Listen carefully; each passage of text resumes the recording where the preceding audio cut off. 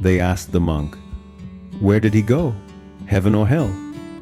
He pointed to the living and said, listen to how they remember him. By sunset. It wasn't the monk who answered. It was a prostitute outside a desert motel. Las Vegas has two faces. One is neon and selfies. The other is a quiet strip of stucco motels where the wind carries grit from the desert and you can hear your own thoughts if you let them. Liam walked that strip with a small backpack and a worn mala tucked in his pocket.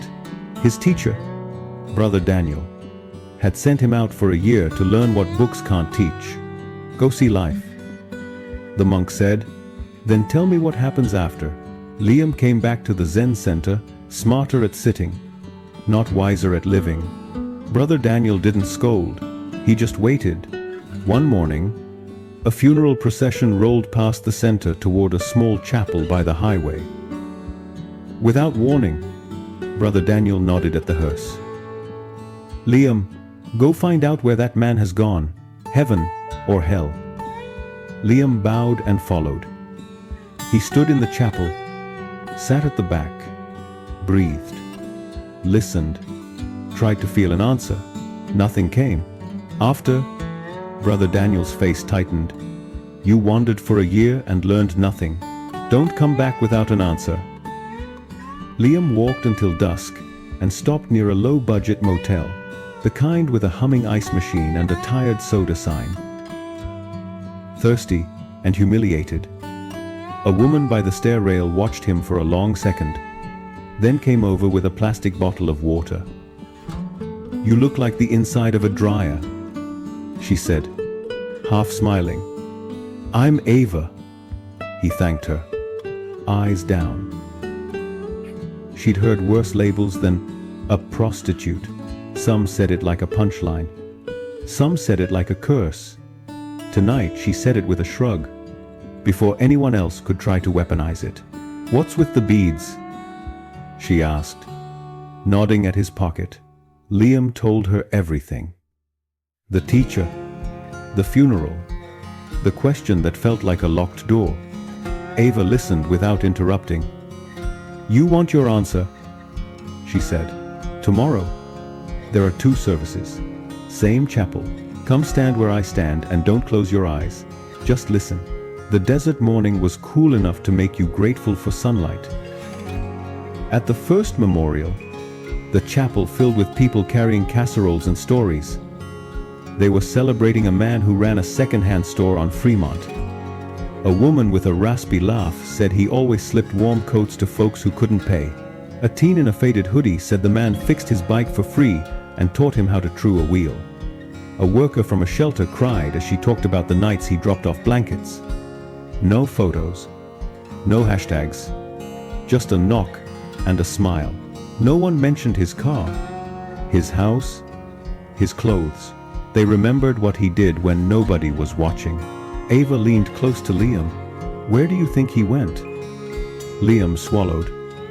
If heaven is anywhere, it's in their voices. Hours later, the second service. Sparse, anxious. People spoke with their eyes on the door. The man lying still had run money like a weapon, loans with hooks, interest that strangled. Threats dropped at kitchen tables after midnight. A woman whispered how he split her family. A clerk from a pawn shop said he'd watched the man talk fathers out of wedding rings. Someone muttered, he died rich, and nobody smiled. There were flowers, but they sat heavy, wrong somehow. When it ended, Liam stood outside with a knot in his chest. Ava didn't push. She lit a cheap candle from the chapel stand and handed it to him. She asked, same room, same air, 2 lives. One is still feeding people in the stories of the living. The other is still taking. Liam stared at the desert sky, wide and uncaring. So, heaven or hell isn't a map. I made noise. Ava shook her head. It's a record. It's the echo you leave in other people's rib cages. People look at me and think they know my ending. They don't see the small ledger I'm keeping. I keep a go bag in the office for the new girl who decides she's done deodorant. A bus pass. A number to call at the shelter. I send hot meals across the hallway when folks are sick. I hold a phone steady for someone's FaceTime with a kid at bedtime. None of that erases what I do for rent, but it tilts the scale. They walked the service road in silence.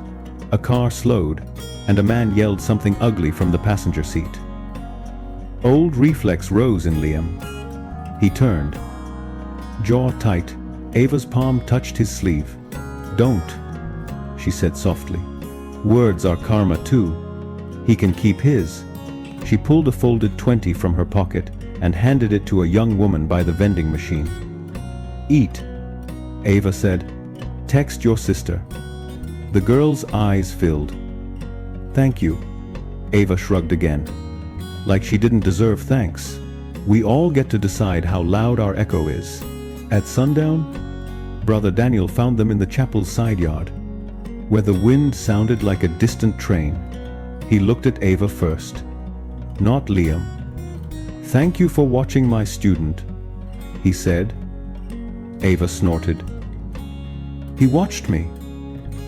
The monk turned to Liam. "Well?" Liam's voice didn't shake. "We go where we've already been living," he said. "Heaven and hell aren't far away. They're the trail our actions cut through other people's lives. When we leave, the trail remains." Brother Daniel's face softened for the first time in days.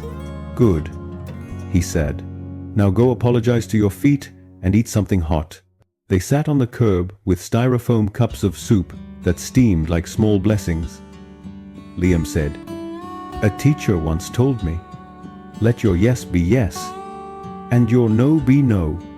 I think I get it now. Say yes to what's honest and repeatable. Don't perform goodness, practice it." Mind precedes everything. If I call myself trash, I'll act like it. If I call myself a person with choices, I'll make one. She blew on her spoon. I don't need to be an angel. I just need to adjust my echo. The next week, Liam showed up with a box. Inside, socks, toothpaste, a prepaid phone card, granola bars, a folded page with 3 hotline numbers, and a dumb little stuffed cactus with a smiley face. He set it on the office desk, where Ava kept her ledgers of small mercies. For the next new start, he said. Ava pressed her lips together so she wouldn't cry. "Look at you," she teased. "Doing math with karma.